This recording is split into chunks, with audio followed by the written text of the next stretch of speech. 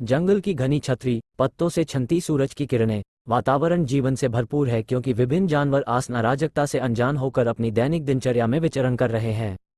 एक राजसी बाघ छाया से बाहर आता है, उसका सुनहरा फर सूरज की रोशनी में चमक रहा है। आत्मविश्वास और ताकत की आभा के साथ यह अपने क्षेत्र का सर्वेक्षण करता है, अपने साथी प्राणियों की किसी भी स्थिति से रक्षा करने के लिए तैयार रहता है।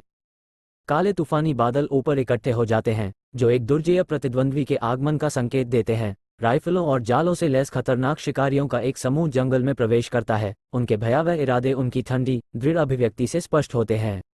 बाघ और शिकारियों के बीच भयंकर टकराव होता है। जैसे ही बाघ हरकत में आता है, अपनी चपलता और चालाकी का इस्तेमाल करते हुए अपने मानवीय दुश्मनों को मात देता है, तो जंगल गुर्राहटों और गोलियों की आवाज से गूंज उठता है। जंगल के अन्य जानवर, जिनमें हाथी, बंदर और पक्षी भी शामिल हैं, बाघ की सहायता के लिए जुटते हैं। साथ में वे विपरीत परिस्थितियों में एकजुटता और सहयोग की शक्ति का प्रदर्शन करते हुए आम दुश्मन के खिलाफ एक संयुक्त मोर्चा बनाते हैं।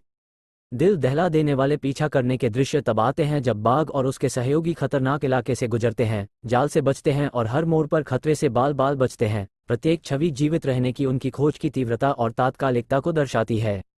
अराजकता के बीच एक मार्मिक क्षण सामने आता है जब जंगल का एक प्रिय जीव शिकारियों की क्रूरता का शिकार हो जाता है। ये छवि नुकसान की कच्ची भावना और जंगल के निवासियों पर चल रहे संघर्ष के गहरे प्रभाव को दर्शाती है। अटूट दृढ़ संकल्प के साथ बाघ शिकारियों के खिलाफ अंतिम हमले का नेतृत्व करता है और उन्हें हमेशा के लिए जंगल से बाहर निकाल देता है। जैसे ही धूल जमती है, जंगल में जीत और मुक्ति की भावना छा जाती है, जिससे एक बार संकटग्रस्त क्षेत्र में शांति और सद्भाव बहाल हो जाता है।